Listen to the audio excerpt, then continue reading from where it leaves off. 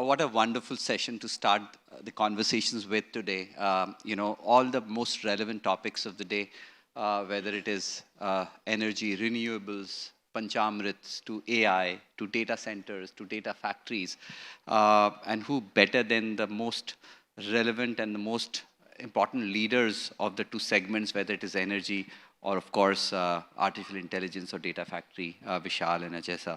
So thank you very much for coming together and sharing with us your thoughts on how we as India take forward these two important elements of energy and AI and data factories together, especially keeping MSMEs in mind. If you look at the Panchamrit goals, right, which talks about 500 gigawatts of renewable energies by 2030, and of course net zero by 2070, India has some way to go. I mean, today we have an installed capacity of 177, 180 gigawatts, and we have some way to go. But then one of the biggest revelations in the recent times has been about the digital and the technologies, and of course led by AI, which is where a significant amount of energy demand has been generated in the last just few months. I'm not talking about years, with many, many use cases in personal lives as well as professional lives and industry that are raising the demand of energy as the need for data processing goes. Today, just the data centers have an installed capacity of about 1.5 gigawatts. And the amount of data that has been processed in the last 1 year is more than what India processed in the last 50 years. And that is only going to go more non-linearly as we can imagine.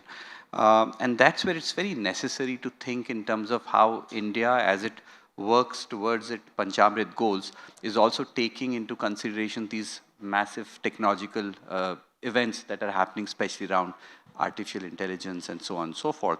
And it's just not about the energy demand, but also in terms of how we are using the power of technology and AI to identify how do we really plan for meeting these demands, whether it's seasonal in nature, whether it's geographical in nature, and also industry in nature. And that makes a conversation around MSMEs also very, very important. Normally, we don't look at them and in terms of their needs from the context of these large Panchamrit goals, but as we just saw, we have 6.3 million, 6.3 crore MSMEs in India, contributing to 30% of India's GDP, employing more than 15 crore people.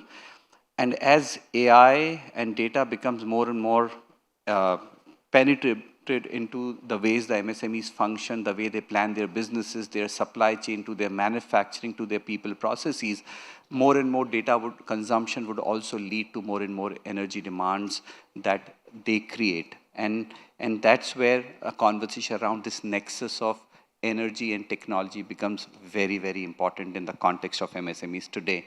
And as I mentioned, we have two of the thought leaders of the industry here with us today, Dr. Ajay Kumar, who's the Director General for India Solar Alliance, which actually has put India on a global map when it comes to solar leadership is concerned, whether it's around policy, to creating the voice of Global South, to creating global collaborations, to innovations, to creating financing access in this space is what Sir has been driving under the ISA platform. And of course, Vishal Dhupar, who's the MD South Asia for NVIDIA. Who does not know about NVIDIA? Who doesn't talk about NVIDIA when we talk about data, when we talk about AI? And he and his organization has been spearheading this conversation as the world prepares itself in terms of adopting AI and also making the necessary policy to infrastructure level changes as well.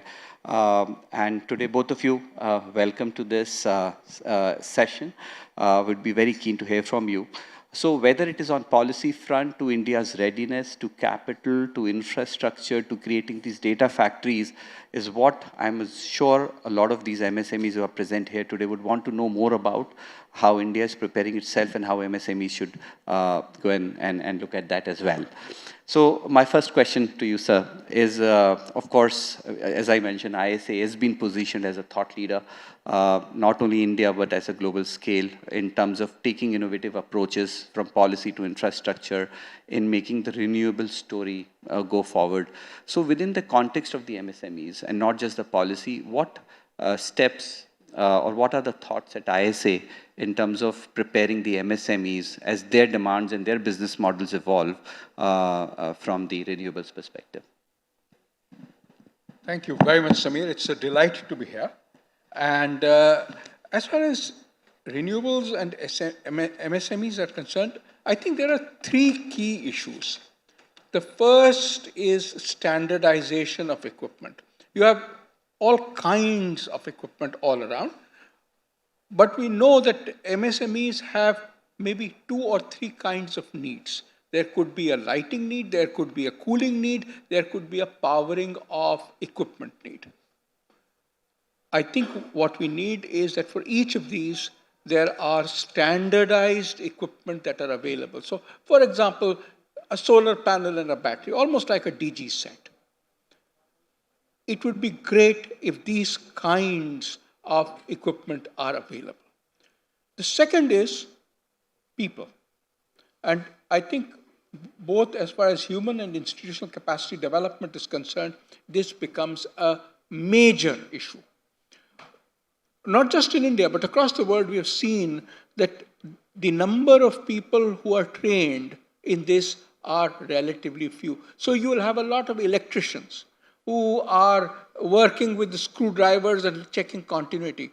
Well, with solar electricity, you have to work with multimeters. You have to figure out whether it's AC or DC. You have to figure out whether this is providing me the current that I want, the amperes, not the voltage.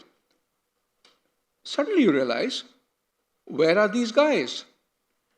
I think we need to upgrade the skills of the electricians who we employ, both generally and in our factories. And the third point is, for MSMEs, business models matter. Because at the end of the day, what is important is that the capital cost is replacing almost all of operating cost. So, to give you a rough order of magnitude, capital cost is approximately 95% of the ultimate cost of electricity, which comes from renewables. Operating costs are hardly 5%. On the other hand, if you look at coal or diesel, the operating costs are more than 50%. This means that either the MSME puts in a lot of money in development of the solar. So, for example, we have seen in the MSMEs who are doing looms in Banaras, a lot of the looms are putting solar on the rooftop and doing it with their own resources, primarily because it provides electricity.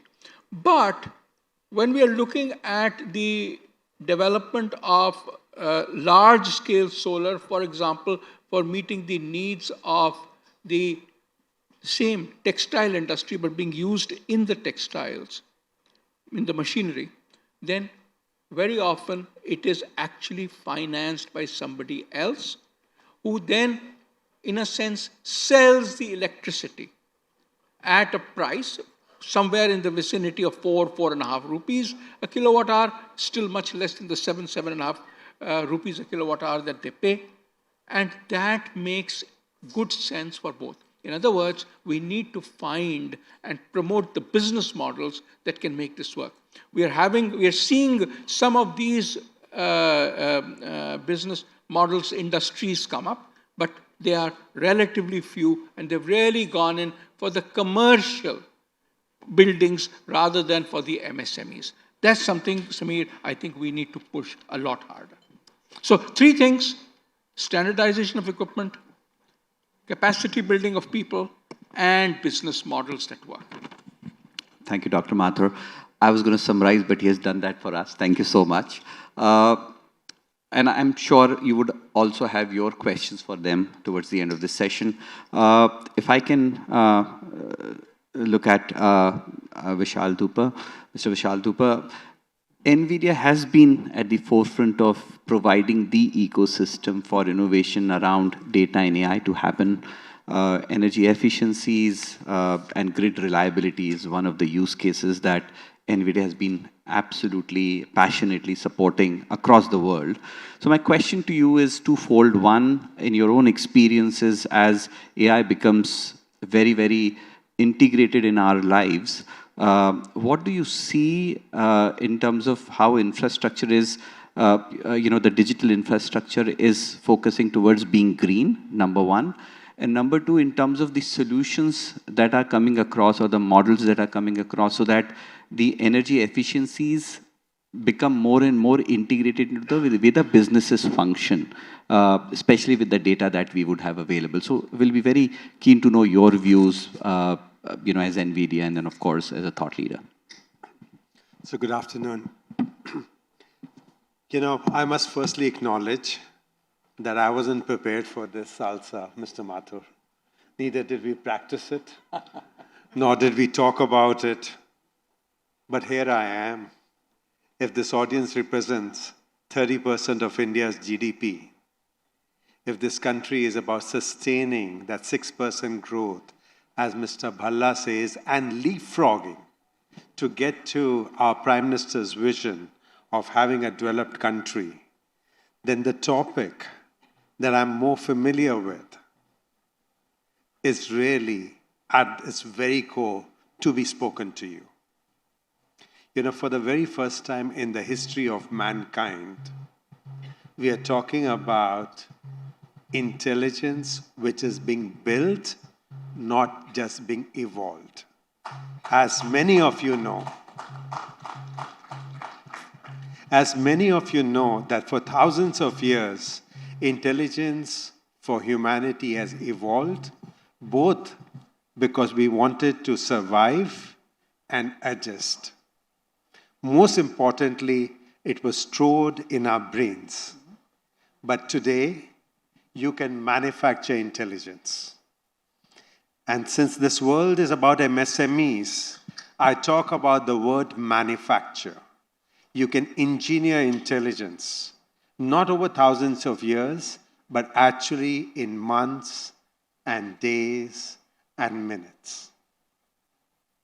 But where does this intelligence come from? At the end of the day, it comes from you and me.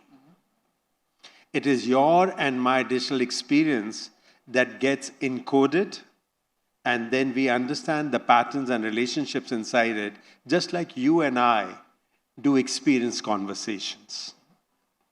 And this experience is broken into a terminology. I love everyone to understand this. It's called tokens. Just like in electricity you have units, the language of AI is about tokens.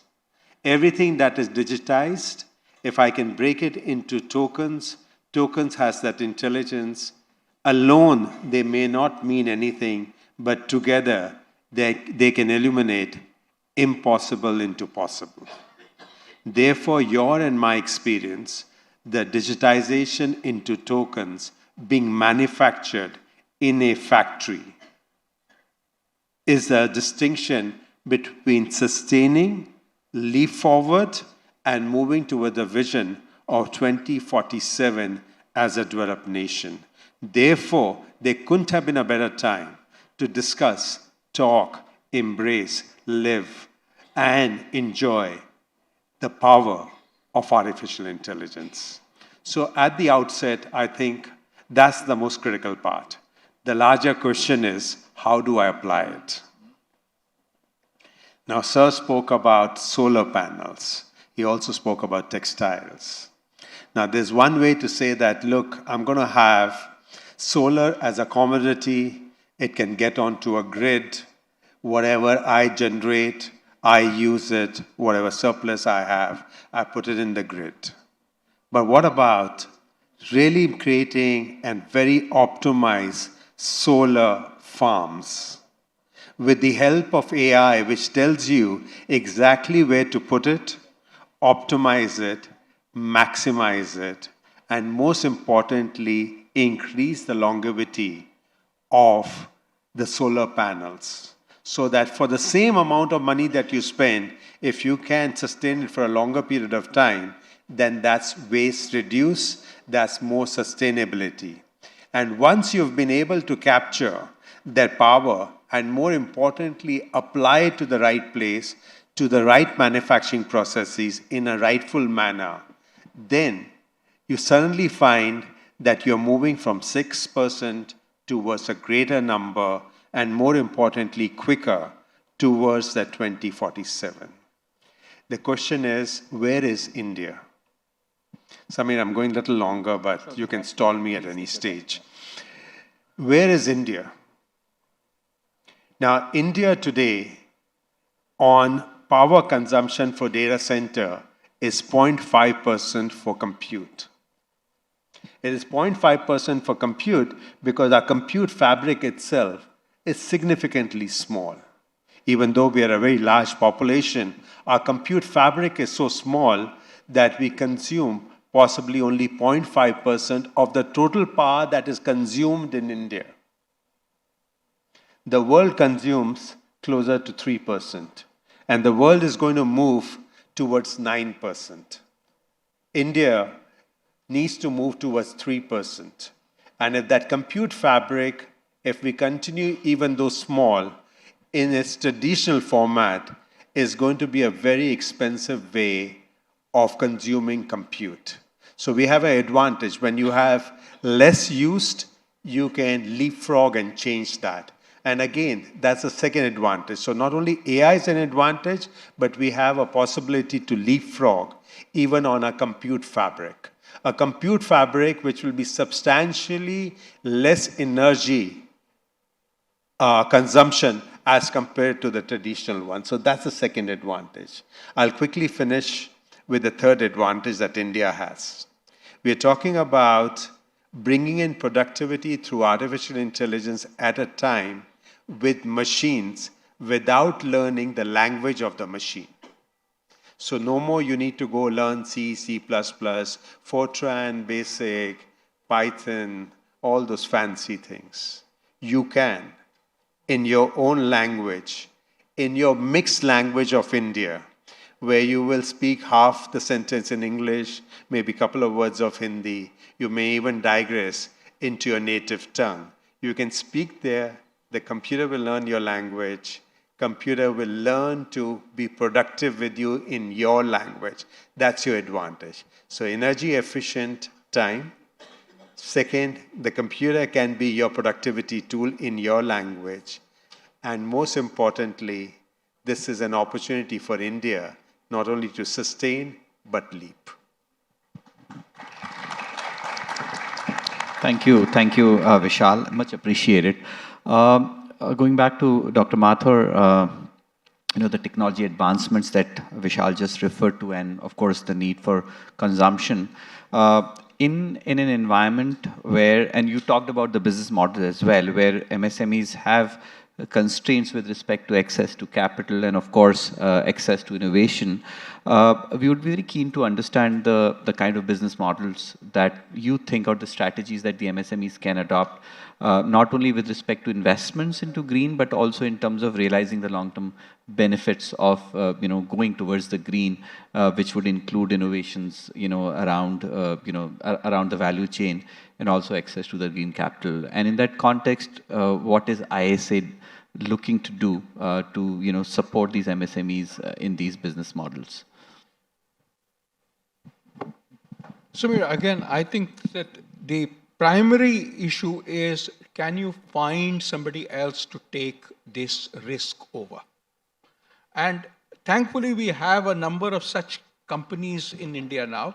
Tata Power, Azure, 4PEL. These are all companies who will install and sell electricity to you. So in a sense, the company MSME does not have to invest, that does not have to do the capital investment, but it becomes an operational expense, much like buying electricity from the grid. The second is that, and this is much more for the Tata Powers of the world, the Azures, the 4PELs, all this equipment which is there can be recycled. In a sense, you can create asset management out of it. And therefore, this money becomes available by changing it over from investment money to bond money. And therefore, the question that you asked, what is the ISA doing? Can we create asset recycling bond markets for this kind of recycling to occur? The second point that I want to make is that ultimately, whether it is the Tata Powers or it is the Azures or it is the 4PLs, they need capital. They need people to invest. If you want more people to come into this industry, including MSMEs themselves, we would need them to attract finance. That's often difficult. Therefore, the creation of guarantees is important. If you can guarantee, because ultimately this loan is based on a physical asset that will be created.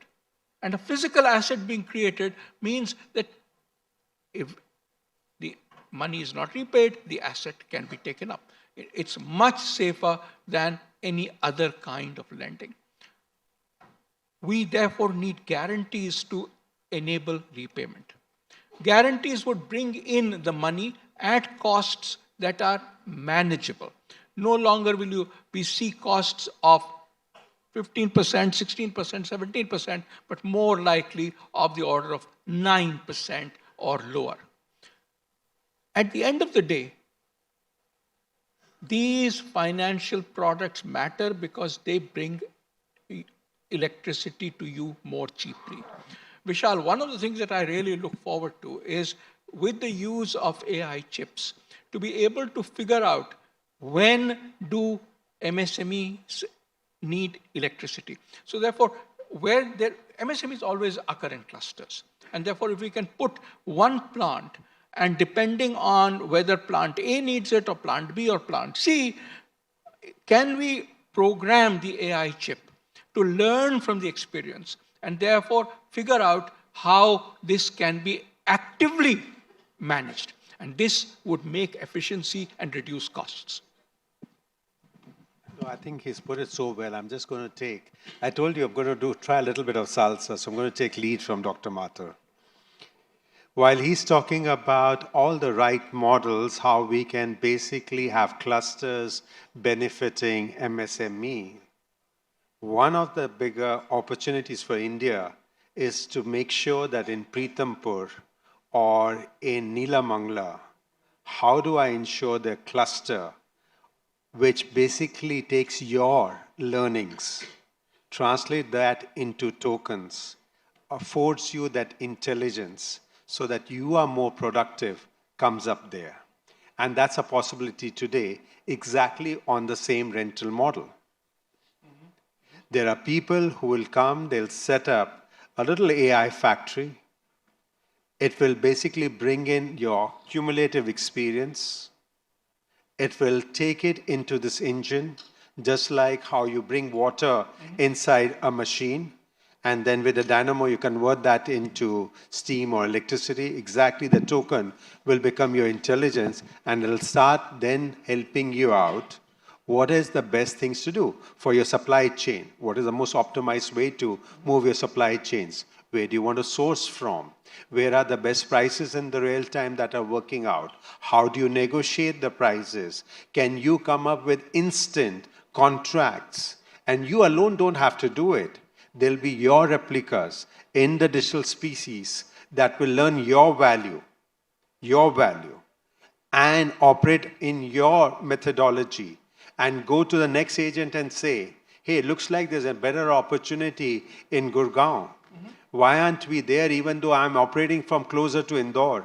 Or I'm closer to Bangalore. Why don't I operate there? And let's go negotiate this price so that if my goods get sold faster, smarter, quicker, then I can take that money back and build it up. Sir, this is a possibility. I know you're smiling, but there is an opportunity today as you and I talk about it. Question is, are you willing to embrace or are you willing to only admire? So come embrace rather than admire, and let's start working on it. Maybe I'll join the salsa as well. I'll come back to you, Dr. Mathur. We talked about business models. One of the broader issues is, of course, the capital, right? What we have in our own experiences and research found out that even in the private sector, MSMEs have constraints in terms of accessing normal capital. But if we talk about green capital, for them to adopt the green practices and the technologies and the business models, we have not seen the ecosystem or the facilitating mechanism, either private or public, to exist, which does come in the way for MSMEs to really take on these long-term bets, which may not have immediate financial benefits. So in that context, what exactly is your understanding of the mechanism that India is thinking of creating ease of access to this green capital for the MSMEs? So the key to all of this, to the access to green capital, is the ability to be able to invest in green infrastructure. How does this happen? To me, the key is having those guarantees that I talked about. So for example, if you are going in for a solar system, better even a solar system which is meeting 2 or 3 industry needs and has artificial intelligence built into it. Can that be covered by a guarantee? Because what the guarantee does is it takes some of the pressure, the risk that you have, that the financing institution, whether it's a bank or whether it's a financing institution, would have. It takes it from the project and puts it somewhere else. Now, believe you me, this is a perceived risk. And that is why a guarantee is important. Because a perceived risk occurs because people say every MSME is like every other. I think you gave a number of 63 million. 20 crore. So 63 million SMEs. They are of all sizes because they can be, it's M as well as S as well as M. All of them. So clearly we need very different kinds of models. For the first M, the mini, you would need clusters. For the small, you may need to see how you manage the kinds of requirements that they have. It could be on different times, it could be of different kinds. And for the mini, you may actually have energy demands which are very specific to that MSME. The point that I want to make is that while these needs are very different, all of them require the creation of capital assets. If you ask me, the real issue is not money. Money you will get. Money you will get once the guarantees are in place, and you will see the guarantees coming in place soon. The real issue is land. Many of the roofs are not strong enough to take the solar panels. We need more flexible material for the solar panels. That is one of the key issues that we are looking at. Flexible panels are available, but they're very expensive. Can we bring down the costs? To me, that's a technological movement. I think it's an area where, while there is a lot of investment needed, it is very much an MSME kind of investment, because we really are talking of inks, like an inkjet, being put on top of flexible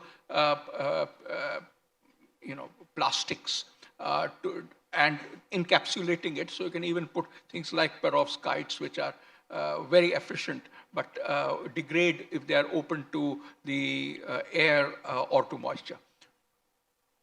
In my view, as far as the MSME industry is concerned, it continues to grow because it has a firm access to energy, as opposed to electricity being available. If electricity is not available, what are you looking at? You're looking at diesel gensets. Diesel gensets are very expensive. Solar plus battery is actually today cheaper than diesel gensets, except that there is no such thing as a solar genset which is available in the market. Thank you, Dr. Mathur. Vishal, if I can come back to you, in your previous talk, you just talked about, what an MSME in Pitampura can put forth as a business case to its investors and other. See, on one hand, are these massive data centers and data factories, as you call them, which are coming up across the board.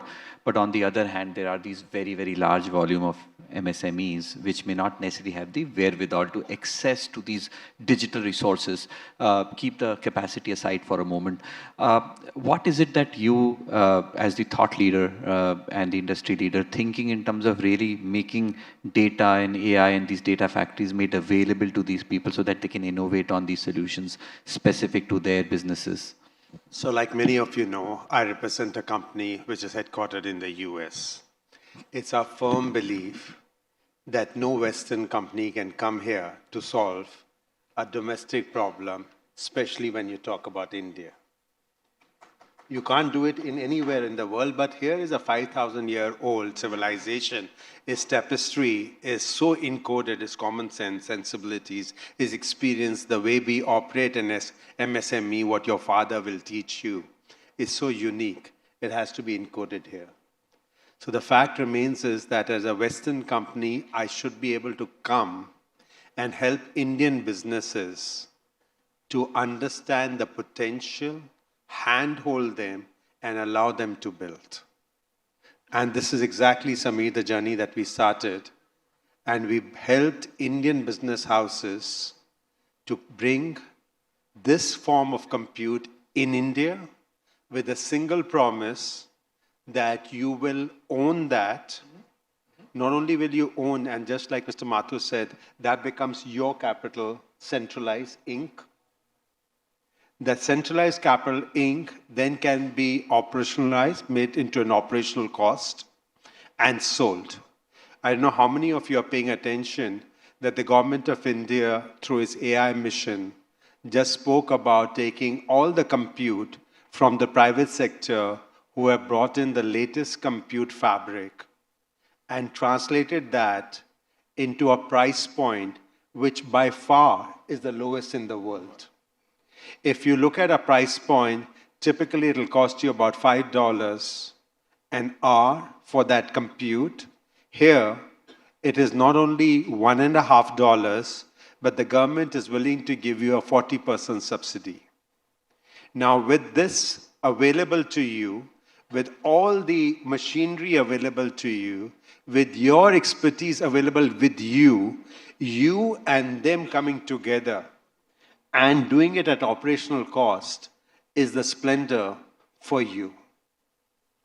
Not only will it mean for MSME in whichever business you are, whether it is into solar panels, whether you're doing textiles, whether you're producing whatever you want to do, including making small machinery. It is your intelligence, your experience, it's your lineage that will get converted into a digitized format to tell you, like you, how many Indians across the north and south, east and west of India have that requirement. Where can you sell faster? How do you build it up? Today, you are almost literally limited because of your reach. But because of digitization, because of the network, you have the ability to go to any corner of it. And what gets created in India is so uniquely different that not only will you consume it yourself, but if you have surplus, export it out. Now you're exporting, just like how you exported the software skills. Our industry, the industry that I represent, is at the cornerstone of the IT industry. The IT industry worldwide is approximately about $3 trillion. India's IT industry is the only industry that exports more than what it domestically consumes, but it was labor arbitrage. Now the machines have learned to augment the software engineers. And we need to export that, and it will be your intelligence, your productivity, whatever is surplus, is what they're going to do. So you need to get into this model which Sir is claiming about and stating, that we need to get into a centralized format. These are already coming into the country. You just need to pay attention, take advantage of it, and you will have much lesser waste. You'll be able to discover new materials. You'll be able to figure out lesser breakdowns because of predictability. You will be able to enhance the life of your machinery. You will, for the same money spent, be more productive. Give you an example. One of the themes here is climate. Now, climate is extremely tough to simulate. Until today, the simulation of the problem used to happen on computers. You take a hypothesis of a problem statement, you pick up a lot of data at, let's say, we can afford to do 5 kilometers of square radius. We take that data, we simulate it for days and months, and even almost a year, and then we check whether our hypothesis is right or not. But if you want more accurate information, you probably need to go down to 1 square kilometer. If you were to take 1 square kilometer as against 5 square kilometer, you require the whole world's compute density to do that, which obviously nobody can afford it. But with the coming of AI, you can do it at a fractional of cost, because AI can predict the relationships and demonstrate to you what are the changes that are going to take place. And all I'm trying to do is instill this little confidence, evangelize the idea. It really matters upon you what you want to take benefit of. And think about breakaway. Think about, for your own business, within the limitations that you have, how can you really apply the power of artificial intelligence that is being created in India, for Indians, to sustain and leapfrog you towards a vision 2047, how you can do it, and your contribution is going to be significant to the country's GDP. Can I ask Vishal a question? Vishal, this is a question actually that occurred as we were working in various countries. Ghana is one place where we had this experience. Guyana is another one. Fiji is a third. While all of these countries have very strong data center capabilities, so there is somebody who is willing to provide you services at a cost. But the linkage, the internet linkage between the, in this case, the MSMEs and the data centers is relatively weak. Would you say that this is a global issue? So it's an issue in most of these developed countries, but let me answer it a little differently and come back to Mr. Mathur's question. So there's a very large ecosystem by a company called Foxconn, which basically develops the entire electronic ecosystem. When Foxconn was moving across the boundaries towards South America, in Mexico, they decided they are not going to just go and replicate what's made them successful. They're going to simulate it in a digital world. They wanted to simulate the same factory, the same setup, which they've probably done over hundreds of times. The only distinction is that when you come into India, the ground truth is different. If you go to Ghana, the ground truth is different. Obviously, it's also different in Mexico. And you can, with all your experience, that nuance of the context, you can never visualize and build it up. And there's no software in the world that can write, till date. So they decided that now with the advent of AI and with the advent to basically do the digital twin of what they're going to create, using AI, they deployed that for the Mexico factory. Take a guess, just through 3 iterative processes in a simulated world, how much did they save? 30%. Wow, very good. So digital twin is the way to go. So digital twin, which is biologically and physically connected. Digital twins have been spoken from the time I've been growing up, right? But for the first time, you can have heartbeat to heartbeat, the physical twin, the digital twin and the physical outlay working together. So think about it. I have a plant, This plant requires to be conditioned for maintenance. What is the downtime? How quickly can I bring it up? Can I simulate it there, test it out there, and implement it here? Or other way around, I went down here, can I sense it in the digital world? Can I repair it here and put it there? That's the power of computing. That's the power of digital transformation. And most important, like I said, you can do it in your language. You do not require the language of Python or Java or C or C++. You do it in whichever language you speak, even in a bad English that I speak. Vishal, this is amazing. On the digital twinning, we are working with the Rajasthan utilities, all of them together, and the Global Energy Alliance for People and Planet to create a digital twin of their electricity system.